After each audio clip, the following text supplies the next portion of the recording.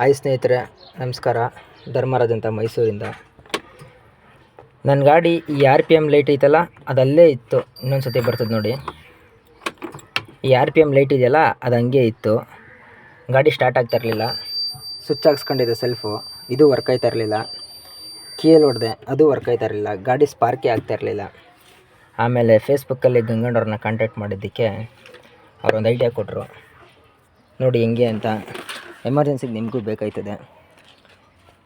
ನಾನು ಏನೋ ದೊಡ್ಡ ಪ್ರಾಬ್ಲಮ್ ಆಗಿಬಿಟ್ಟೈತೆ ಅಂತ ಟೆನ್ಷನ್ ಆಗಿಬಿಟ್ಟಿದ್ದೆ. ಗಂಗಣ್ಣವ್ರು ಸ್ವಲ್ಪ ಚಿಕ್ಕದೇ, ನೀನೇನು ಟೆನ್ಷನ್ ತಗೋಬೇಡ ಅಂದರು. ನೋಡಿ ಬರೀ ಇಷ್ಟೇ.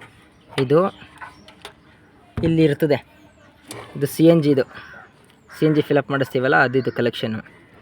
ಅದ್ರ ಪಕ್ಕದಲ್ಲೇ ಎರಡು ಇರ್ತದೆ ನೋಡಿ, ಗ್ರೀನ್ ಕಲರ್. ಇದೊಂದು ಕೆಳಗಡೆ ಒಂದು ಇರ್ತದೆ ನೋಡಿ, ತೋರಿಸ್ತೀನಿ ನೋಡಿ. ನನ್ನ ಬೆರಳ ಹತ್ರ ಇಲ್ಲೊಂದು ಇರ್ತದೆ, ಅದ್ರ ಮೇಲ್ಗಡೆ ಇಲ್ಲೊಂದು ಖಾಲಿ ಇದೆ ನೋಡಿ, ಅಲ್ಲೊಂದು ಇರ್ತದೆ ನೋಡಿ. ಇದನ್ನು ಬಿಚ್ಚಿ ಒಂದು ಟೇಪ್ ಹಾಕೊಳ್ಳಪ್ಪ, ಏನೂ ಆಗೋಲ್ಲ, ಟೆನ್ಷನ್ ತಗೋಬೇಡ, ದೊಡ್ಡದೇನಲ್ಲ ಅಂತ ಹೇಳಿದ್ರಿ ಗಂಗಣ್ಣ.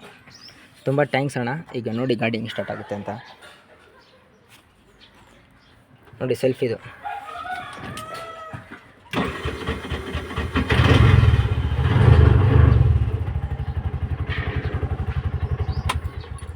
ನೋಡಿ. ಈಗ ಕೀ ಸ್ಟಾರ್ಟ್ ಮಾಡ್ತೀನಿ ನೋಡಿ.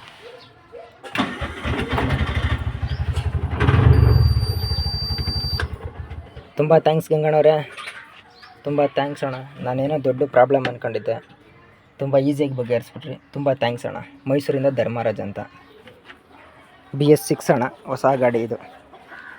ಹಿಂಗಾಗ್ಬಿಟ್ಟಿತ್ತು ಪ್ರಾಬ್ಲಮ್ಮು. ಬರೀ 15 ತಿಂಗಳು ಗಾಡಿ ಇದು. ಈಗ ಸರೋಯ್ತು ಅಣ್ಣ. ಗಂಗಣ್ಣವ್ರು ಹೇಳಿದ್ಮೇಲೆ ಇದು ಸರೋಗ್ಬಿಡ್ತು. ಈಗ ಇದಕ್ಕೊಂದು ಟೇಪ್ ಹಾಕ್ಕೊಂಡು ಆರಾಮಾಗಿ ಓಡಿಸ್ಕೊಂಡಿರ್ಬೋದು. ಈಗ ಏನೂ ತೊಂದರೆ ಇಲ್ಲ ಅಂತ ಹೇಳಿದ್ದಾರೆ. ಥ್ಯಾಂಕ್ಸ್ ಅಣ್ಣ.